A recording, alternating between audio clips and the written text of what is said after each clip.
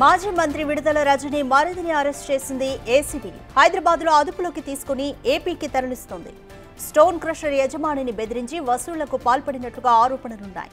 దీనిపై ACB case నమోదు చేసింది. ఈ కేసులో గోపి A3గా ఉన్నారు.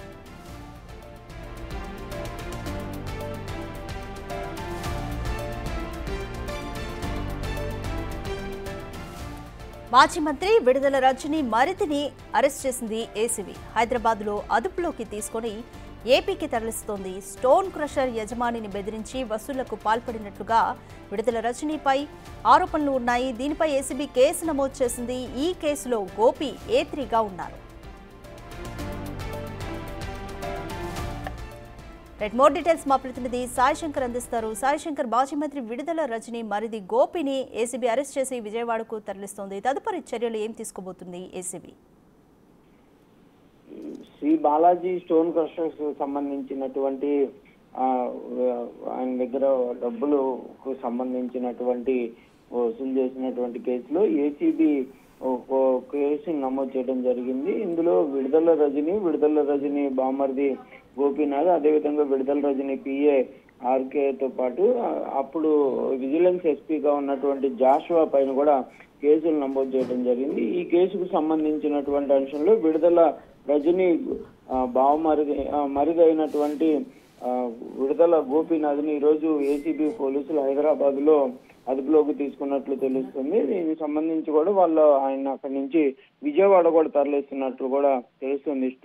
శ్రీ బాలాజీ స్టోన్ క్రషర్ కి సంబంధించి 2 కోట్ల రూపాయల వరకు అవినీతి జరిగిందనే విధంగా కూడా విజిలెన్స్ నివేదిక ఆధారంగా కూడా కేసులు నమోదు చేశారు పోలీసులు. అయితే దీనికి సంబంధించినటువంటి అంశంలో ఇప్పటికే ఎవరైతే ఈ ముద్దాయిలు ఎవరైతే ఉన్నారో వీళ్ళందరికీ సంబంధించినటువంటి సెర్చ్ ఆపరేషన్ కూడా చేస్తున్నారు. విడుదల గోపీనాథ్ ఇప్పటి వరకు ఫారంలో ఉన్నట్లు కూడా గుర్తించారు. అయితే ఈ కేసులో కీలకంగా విడుదల గోపీనాథ్, అదేవిధంగా విడుదల రజని PA RK రామకృష్ణ కూడా వీళ్ళిద్దరే కీలకంగా ఉన్నట్లు కూడా తెలుస్తుంది. ఎందుకంటే శ్రీ బాలాజీ స్టోన్ క్రషర్ యాజమాన్యానికి ఫోన్ చేయటం కానీ, డబ్బులు అడగటం కానీ, మంత్రికి ఎంత ఇవ్వాలనే విధంగా కూడా వీళ్ళే మాట్లాడినట్లు కూడా పోలీసులు అయితే ప్రాథమికంగా విచారణలో అయితే వాళ్ళైతే నిర్ధారించడం జరిగింది. ప్రస్తుతం విడుదల గోపీనాథ్ని అయితే అదుపులోకి తీసుకున్నట్టు తెలుస్తుంది. మరి ఆయన విజయవాడ తరలించి విచారణ చేపట్టేటటువంటి అవకాశాలు ఉన్నాయి. మరి ఈ కేసులో ఏసీబీ దూకుడుగా ముందుకు వెళ్తుందనే విధంగా చెప్పొచ్చు. కు సంబంధించి విచారణలో ఎటువంటి విషయాలు పోలీసులు చెప్తున్నారు? అంటే ప్రధానంగా కూడా ఈ బాలాజీ స్టోన్ క్రషర్ సంబంధించినటువంటి అంశంలో అప్పుడు విజిలెన్స్ ఎస్పీ ఎవరైతే జాషువా అన్నారో అతన్ని అడ్డు పెట్టుకొని అక్రమంగా వీళ్ళ నుంచి డబ్బులు వసూలు చేసేటటువంటి ప్రయత్నం చేయడం, వాళ్ళని ఇబ్బందికరంగా పెట్టడం, ఒకవేళ కనుక డబ్బు లేకపోతే వారిపైన అక్రమైన కేసులు పెట్టి విధంగా కూడా అప్పుడు ప్లాన్ చేసినట్లు కూడా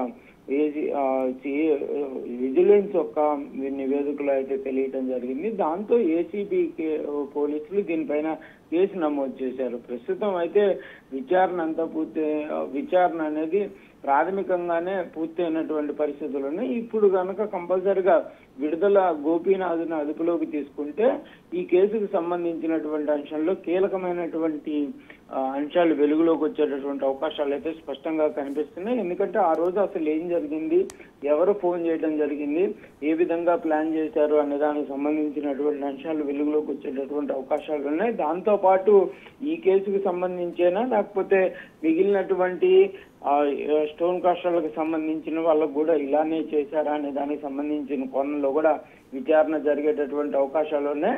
అసలు ఎవరు చెప్తే ఫోన్ చేశారు, డైరెక్ట్ గా విడుదల రజనీనే ఆ రోజు ఆదేశాలు ఇవ్వడం జరిగిందా అనే దానికి సంబంధించి కూడా ఈ విచారణ అయితే జరిగేటటువంటి అవకాశాలు అయితే స్పష్టంగా కనిపిస్తున్నటువంటి పరిస్థితి ఉంది. మొత్తం 2 కోట్లకు సంబంధించినటువంటి అవినీతికి అయితే పాల్పడినట్టయితే క్లియర్ గా కూడా విజిలెన్స్ నిర్ధారించిన నేపథ్యంలో మరి ఏసీబీ అధికారులు ప్రస్తుతం A3గా ఉన్నటువంటి గోపీనాథ్ని అదుపులోకి తీసుకున్నారు. కాబట్టి ఈ కేసులో అయితే కంపల్సరిగా అనేక అంశాలకు సంబంధించినటువంటి విచారణలు కూడా జరిగేటటువంటి అవకాశాలు ఉన్నాయి. ప్రస్తుతం ఈ కేసులో అవినీతి నిరోధక చట్టం 7A IPCలోని 384, 120B సెక్షన్ల కింద కూడా కేసును అయితే నమోదు చేయడం జరిగింది. అంటే ఇవన్నీ కూడా ప్రభుత్వానికి సంబంధించినటువంటి నిధుల దుర్వినియోగం, అదేవిధంగా అవినీతికి పాల్పడటం కింద ఈ కేసులు అయితే నమోదు చేసినట్లు కూడా పోలీసులు అయితే తెలపడం జరిగింది. కాబట్టి ప్రస్తుతం ఎదురీగా ఉన్నటువంటి విడుదల